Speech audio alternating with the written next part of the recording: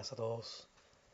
Bueno, con esto quiero dar comienzo oficial a la ayudantía de Cálculo 3, en donde en estos videos que les voy a grabar a modo de compensación por el jueves no poder hacer la clase y después no tener tiempo para subirla, voy a dejar algunos videos con temas preliminares que nos van a ayudar a introducirnos en Cálculo 3, ¿ya? Cosas que considero que es importante definir antes de manera intuitiva y formal. Entonces vamos a comenzar con las funciones, ¿ya? En donde les pegué unas imágenes acá para explicar que las funciones funcionan como, vale la redundancia, como una máquina, ¿cierto? Que recibe elementos, los procesa, ¿verdad? Acá está la máquina, y tenemos de salida otros nuevos elementos, ¿cierto? Por acá. Está la secuencia. Entonces, voy a cerrar acá, no me consuma, no se me ralentice. Bueno, entonces vemos que es una definición bastante burda e informal de las funciones, ¿ya? Pero se da a entender la idea. Así que ahora podríamos pasar a una definición más rigurosa para que se conecte ya con el contenido del curso que es universitario. Entonces, bueno, una función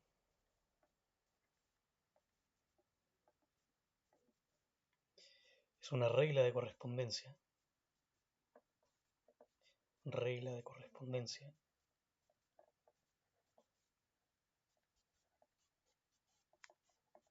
que relaciona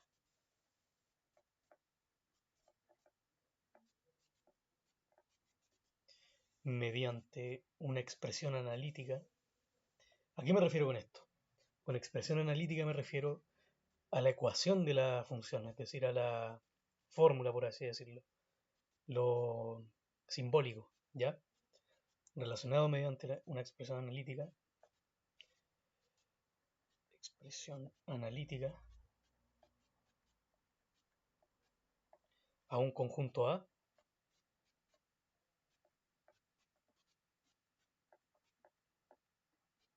con un conjunto B.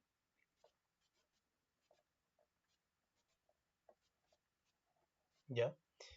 Esta es la definición de función que vamos a dar. Es decir, podríamos decir que f, ¿cierto? Del conjunto A presenta esta relación con el conjunto B. Y acá, bueno, vamos a tener elementos definidos como X en ese conjunto A y vamos a obtener, al pasar por la expresión analítica al evaluar, elementos Y, ¿cierto? Que es equivalente a decir f de X. ¿Ya? Entonces, bueno, gráficamente, de manera visual, podríamos decir que podríamos dibujar dos óvalos para representar las funciones. Por ejemplo, ahí y este de acá, ya, este más acá. Y bueno, ¿qué sucede con esto? Que como les había dicho, los conjuntos están relacionados mediante la regla de correspondencia, ¿cierto?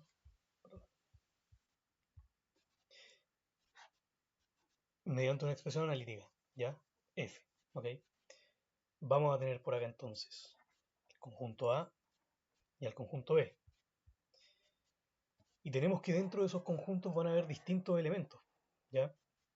Elementos que ahora vamos a simbolizar. Por ejemplo, vamos a tener el elemento A, el elemento B, C, el D, el E, el F, G, H, los que quieran. Y así hacia abajo, ¿ya? ¿Qué es lo importante acá? Que esta regla de correspondencia, como decía antes, asigna, es decir, de este valor pasamos, por ejemplo, a este de acá, al evaluar en esta expresión analítica, ¿ya? Entonces, ¿qué pasa? Por ejemplo, no sé, este de acá con el G, ¿ya? Este de acá con el F y este de acá, por ejemplo, con el H, ¿ya?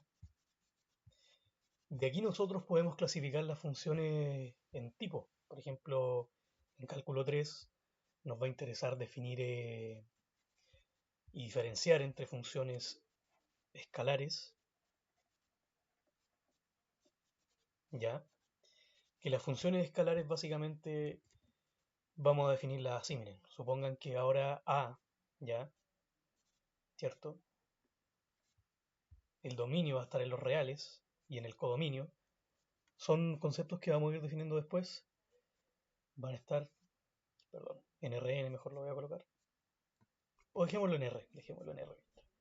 Y B también vamos a obtener números en los reales, ¿ok? Entonces esto, en una variable,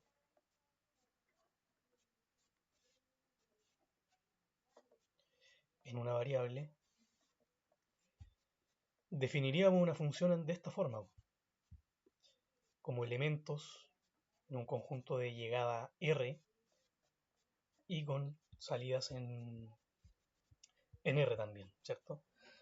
Voy a aclarar eso acá, se me olvidó. Este es el conjunto de partida y el otro lo definimos como el conjunto de salida o de llegada, ¿ya? Conjunto, es decir, los inputs y los outputs. Conjunto de llegada,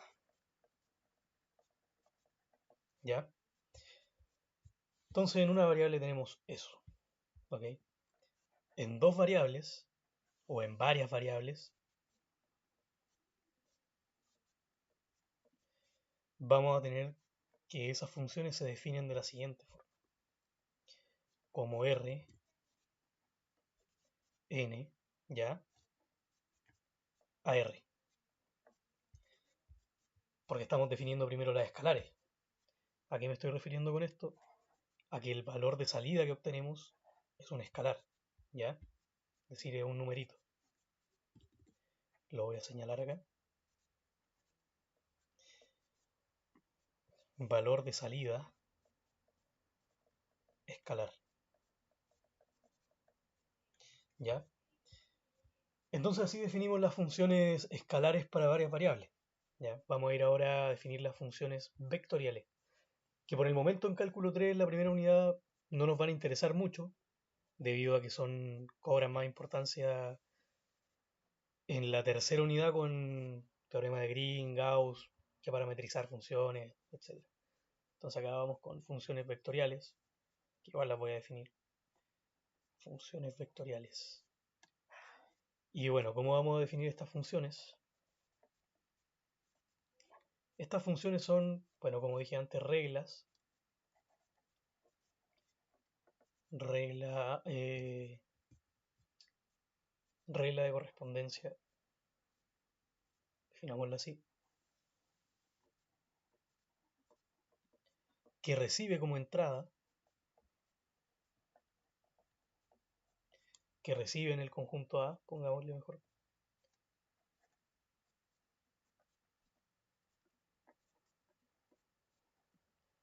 un vector, que lo voy a escribir así, X, que está en Rn, y obtenemos en el conjunto E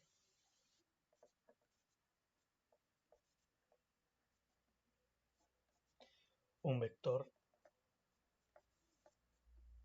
por ejemplo, no sé, Y en Rm, ¿ya?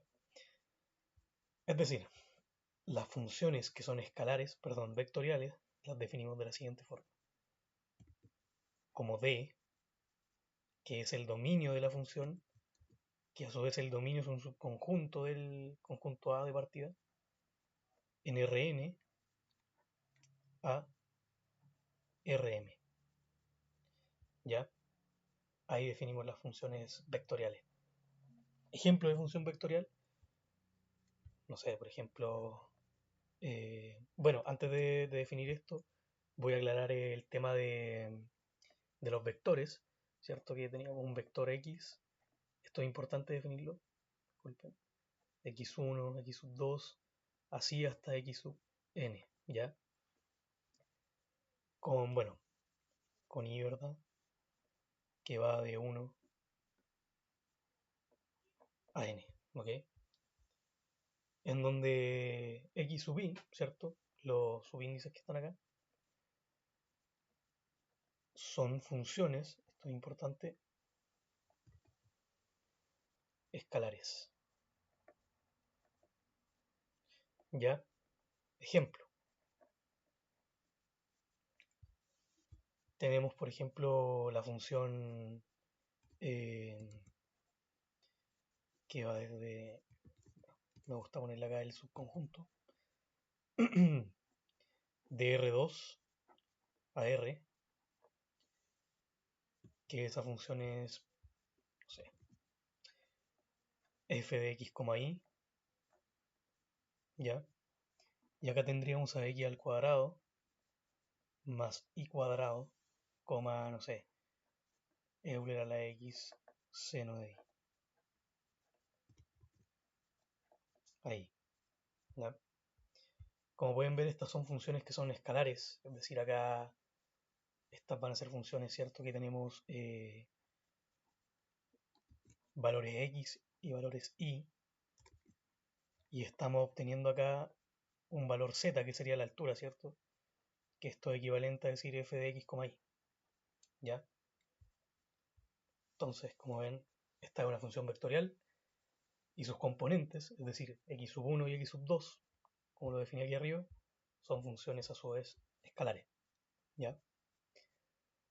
Ahora lo que me gustaría hacer es definir el concepto del dominio de una función, ¿ya? Ponerlo acá.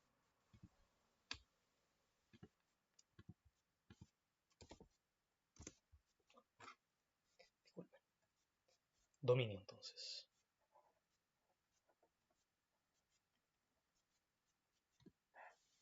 Definición. Antes de entrar en tanta formalidad, el dominio lo podemos explicar como básicamente todos los valores que tome acá la x,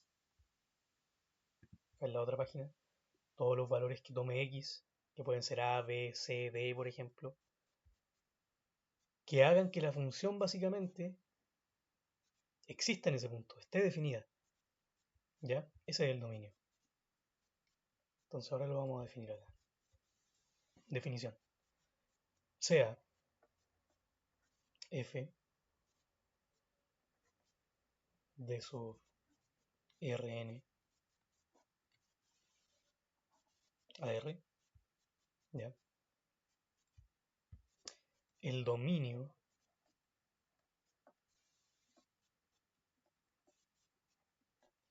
de f es el conjunto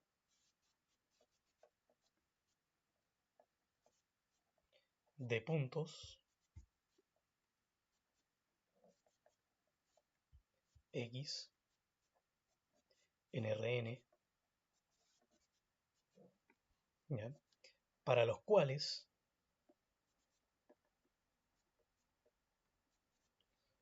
f de x, ¿cierto? Está bien definida.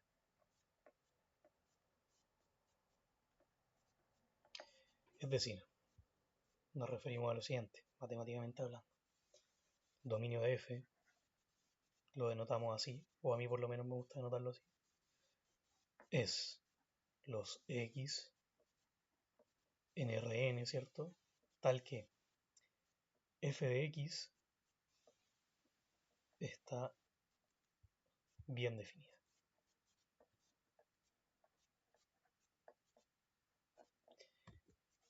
Ese es el dominio de una función, ¿ya? Ahí me equivoco. Este es el dominio de una función. Vamos a ver ahora algunas restricciones del dominio de las funciones.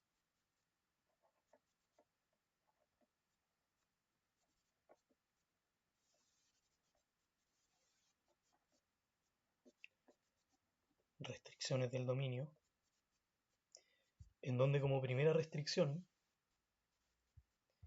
vamos a tener no división no divisible, mejor lo voy a colocar, por cero. Me voy a llevar ya todo esto a otra página, porque aquí no voy a alcanzar. Entonces, restricciones del dominio no divisible por cero. ¿A qué me refiero con esto? Si f de x es, por ejemplo, una función g de x partido en h de x, ¿ya? Entonces, h de x debe ser distinto de cero, ¿ya? Eso es lo que implica esto de acá. Luego, tenemos otra restricción para poder identificar el dominio, que sería la no los radicales de índice par, ¿ya?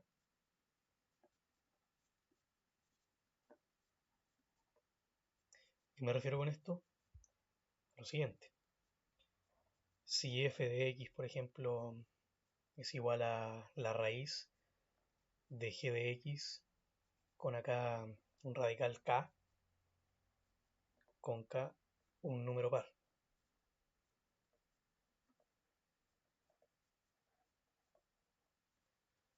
Con k entonces un número par. Entonces,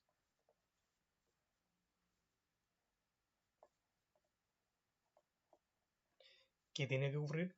Que g de x necesariamente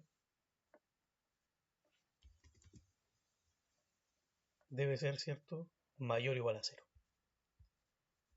Y ya para completar las tres principales vamos a tener las restricciones de logaritmos.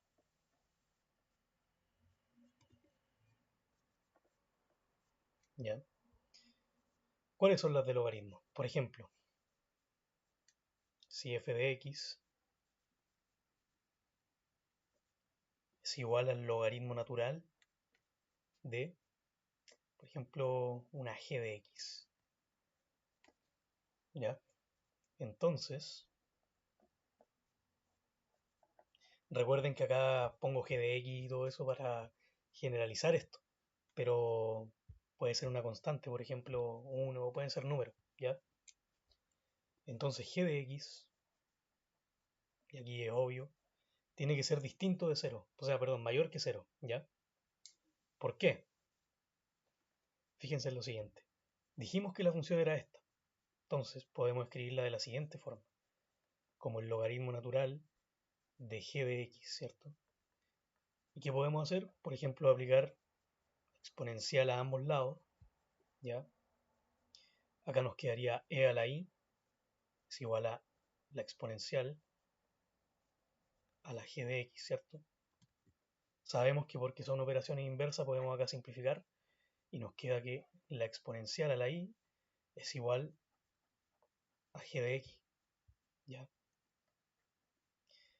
Y esto es súper interesante porque básicamente nos dicen que un logaritmo es una forma de escribir básicamente un exponente. Y voy a explicar acá qué pasa con esto, porque esta restricción tiene coherencia, ¿ya? Nosotros sabemos que el logaritmo natural de x es igual al logaritmo decimal en base e de x, ¿ya? Esto es súper importante. Por lo tanto, fíjense que si nosotros tenemos el logaritmo natural de e, como es el logaritmo decimal en base e, ¿esto qué va a ser igual? A 1. ¿Por qué igual a 1? Porque fíjense que, acá está, miren, la exponencial elevado a i nos da g de x. Es decir, como este es un logaritmo, ¿cierto? En base e, estamos diciendo que e, ¿ya? Elevado a i, ¿cierto? Acá, es decir, está igual ahí acá como está escrito, ¿cierto? Por eso digo que es una manera de escribir un exponente, porque e, es decir, la base acá, elevado a i, es igual al argumento del logaritmo. ¿Y cuál es el argumento del logaritmo? G de x. ¿Cachan? ¿Y ahora qué pasa con eso? Que la única manera de obtener 1 de esta forma es que el exponente sea 1, pues, ¿verdad? Por lo tanto nos quedaría que e a la 1, ¿cierto? Es igual a e. Por eso, por eso prácticamente el logaritmo, o sea, el logaritmo natural de e es igual a 1. ¿Ya? Y esto tiene una implicación importante, porque además de tener que ser mayor que 0, como afirmo aquí arriba, fíjense que el logaritmo, ¿ya? El logaritmo en total, como restricción, logaritmo natural de x, debe ser distinto de 1. ¿Por qué debe ser distinto de 1? Porque fíjense que la única forma de obtener 1 es elevando a 0. Por ejemplo, imagínense ustedes, logaritmo natural de 1, ¿ya? Y esto sería logaritmo decimal en base e de 1, ¿ya? ¿Cuánto es? Por ejemplo, la única forma acá, como yo les decía, que e a la i es igual a un resultado x, ¿cierto? Que es el que está aquí adentro del argumento. Por lo tanto, quedaría de la siguiente manera. La base, que es e, a la i, ¿cierto? Esto acá de i nos va a dar 1. ¿Y cuál es la única forma de que lo que está acá de 1, el argumento? De que i sea igual a 0. Es decir, e elevado a 0, e igual a 1. ¿Ya? Era la única forma, ¿cierto? Voy a dejar esto más acá. Por ahí. Por lo tanto, nosotros sabemos que en el denominador el argumento tiene que ser distinto de 1. Porque si no voy a estar incumpliendo la división por 0. Tiene que ser distinto de 0. Y ahora vamos a ver un ejemplo aplicando las 3. ¿Ya? Ejemplo. Entonces, supongamos una función f de x, ¿ya? Que sea, por ejemplo, no sé, raíz de x menos 2, logaritmo natural de, no sé, x menos 1, ¿ya? Ahí tenemos una función. Encuentre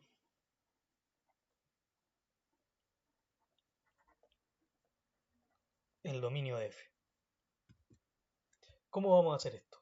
Aplicando las restricciones. Analicemos. ¿Tenemos un cociente? Sí, tenemos un cociente. Acá está. Por lo tanto, ¿qué implica eso? Implica que el denominador, es decir, esto, tenga que ser distinto de 0. Por lo tanto, el logaritmo natural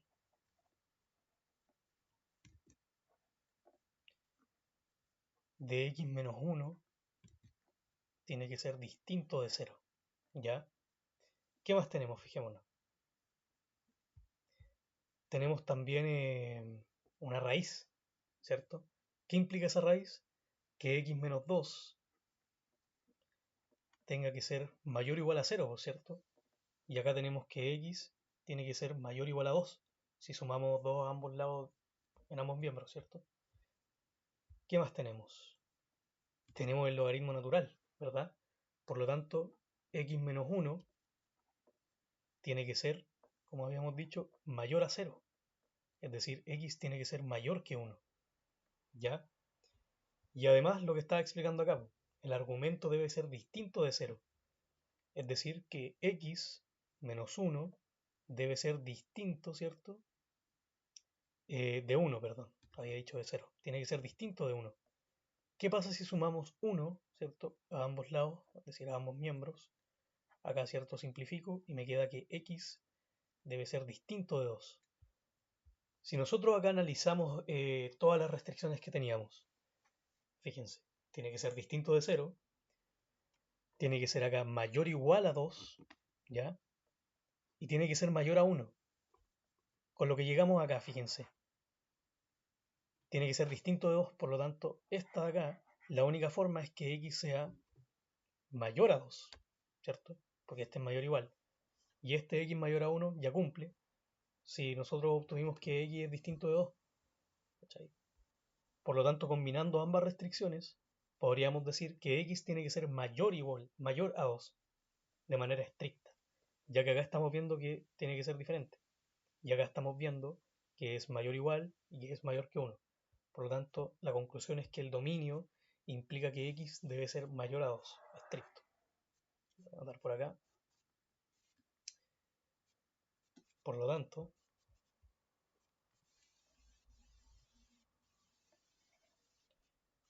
el dominio de f es los x, ¿cierto?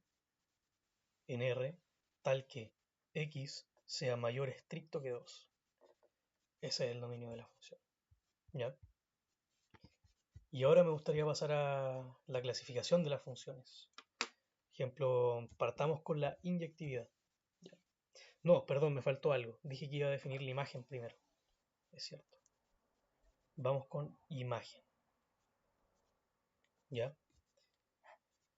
Esto es súper sencillo de entender. La definición de la imagen,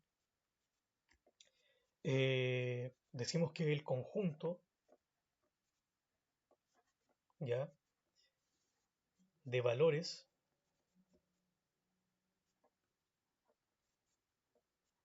que produce f, ¿ya? La función f, al actuar sobre el dominio de la función, es decir, de la misma f, al actuar sobre su dominio, mejor dicho.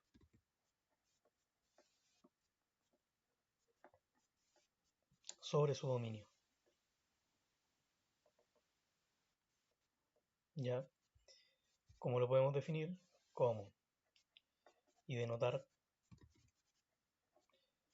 como la imagen de la función f es f de x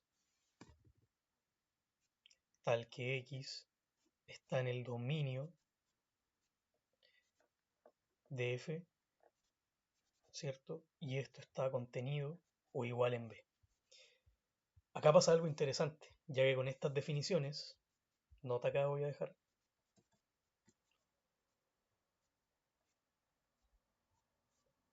con esto definido,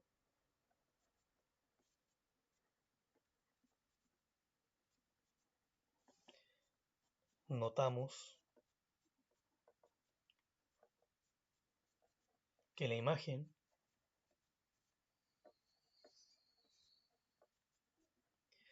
es subconjunto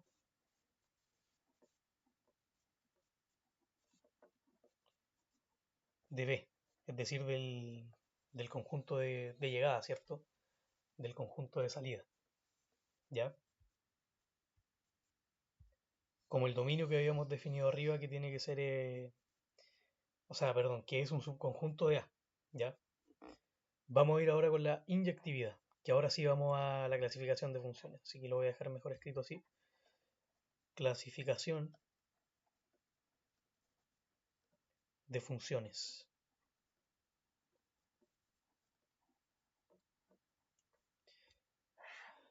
Vamos a tener entonces primero la inyectividad.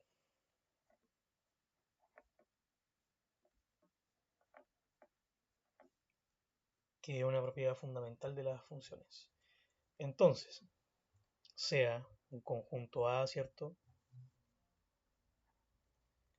Y el codominio un conjunto B, ¿ya? Vamos a tener que F es inyectiva si cumple qué.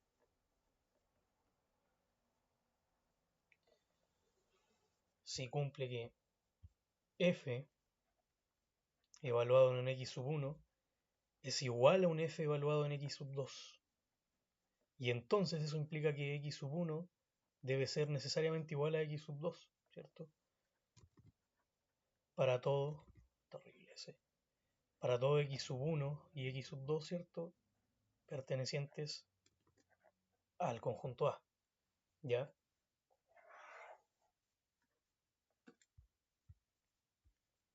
Ahí lo tenemos. Para hablar de codominio también me interesaría poder definirlo. A ver, vamos a hacer la diferencia, ya que lo nombré para poder definir eso. Porque no es lo mismo que la imagen tampoco. Entonces, codominio.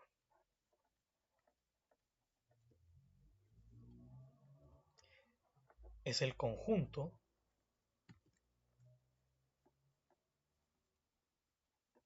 de todos los valores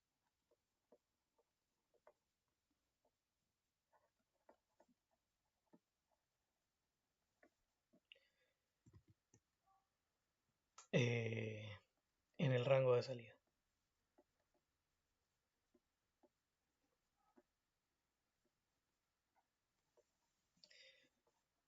Es decir, el codominio básicamente es el conjunto B, ¿ya? Codominio de F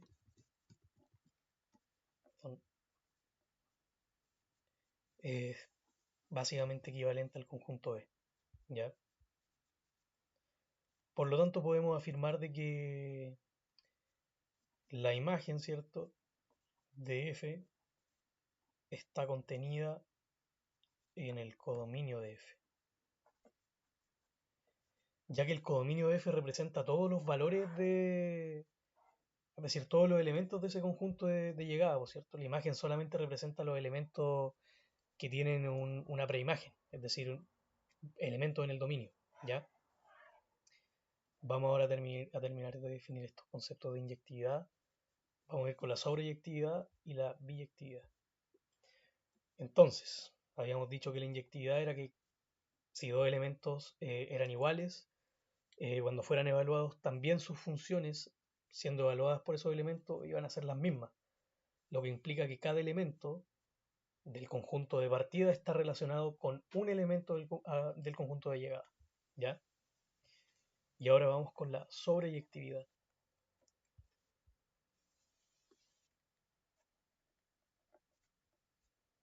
Sobreyectividad. Entonces, ¿qué significa esto? Todos los elementos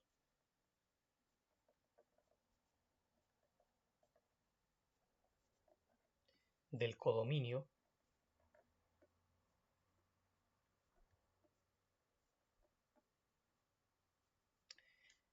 están cubiertos por al menos un elemento de A, ¿ya? Es bastante intuitivo, es decir, que todos los elementos del codominio, todos los elementos del conjunto E, están siendo relacionados con al menos un elemento del conjunto A. Lo voy a hacer acá gráficamente igual, con estos óvalos, que es como se suele representar los conjuntos de las funciones. Entonces supongan que tenemos, no sé, los valores 1, 2, 3, 4, 5, 6. Y acá vamos a tener a F, ¿verdad? Entonces todos los elementos de acá del codominio, y este es el dominio, están siendo alcanzados por al menos uno de estos de acá.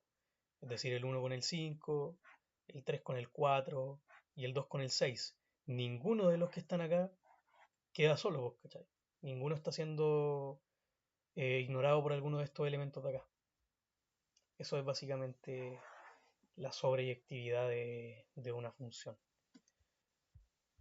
Voy a minimizar ahora un poco esto porque me falta una definición más, que es la sobreyectividad, que lo voy a hacer en la misma hoja porque es una definición y explicación súper corta de lo que es. Así que vamos con la biyectividad. Biyectividad.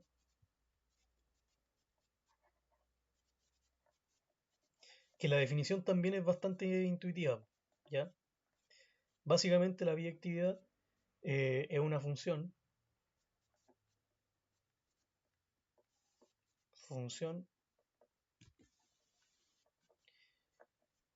que es biyectiva, o sea, perdón, inyectiva y sobreyectiva.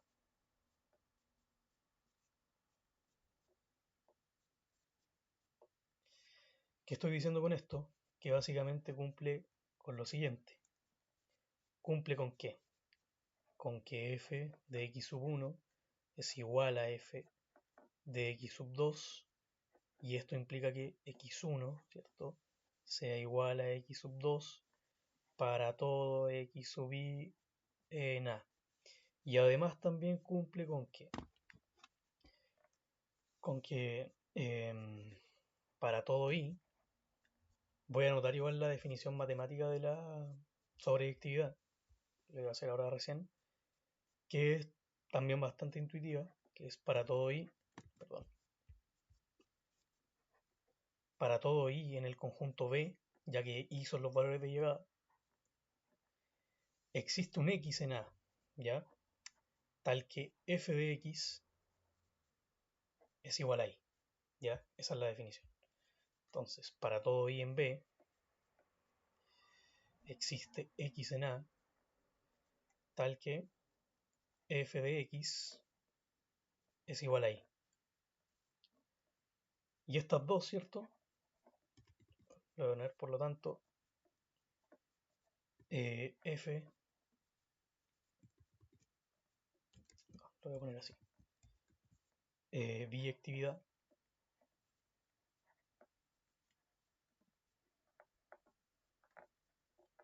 lo podemos resumir matemáticamente de la siguiente forma. Combinando estas dos, ¿cómo lo podemos hacer? Que para todo i en B, y ahora está la diferencia porque ahora entra la parte de la inyectividad, que es 1 y 1, existe un único x, disculpen, un único x en A, tal que f de x es igual a i, ¿ya? Y ahí estoy combinando las dos definiciones, porque acá la relación, fíjense, en la inyectividad es de 1 a 1, y acá estoy diciendo que todos sean alcanzados. Por lo tanto, en su combinación estoy diciendo que para todo i en B existe un único elemento en x en A, es decir, 1 a 1, inyectividad, y estoy relacionando que para todo, ¿cierto? Para todo i existe un x que está en A. Por lo tanto, ahí estoy cubriendo lo que me plantea la sobreyectividad, que todos sean alcanzados por al menos un elemento del dominio, ¿cierto? En el codominio. Y bueno, esa sería la introducción, ¿cierto?, al curso, recordar un poco lo que eran las funciones, porque el cálculo básicamente se basa en el estudio de las funciones, en la medida, en los cambios de las funciones máximos, mínimos, que son cosas que vamos a ver después más adelante en la ayudantía. En fin, las funciones son un tema central, y en la próxima cápsula de ayudantía vamos a pasar con la definición de los límites, partiendo de la raíz también, al igual que lo he hecho ahora, yendo desde conceptos muy básicos hasta llegar ya a la definición de límite y luego comenzar a hacer ejercicio en el resto de ayudantía. Así que eso sería todo en este video.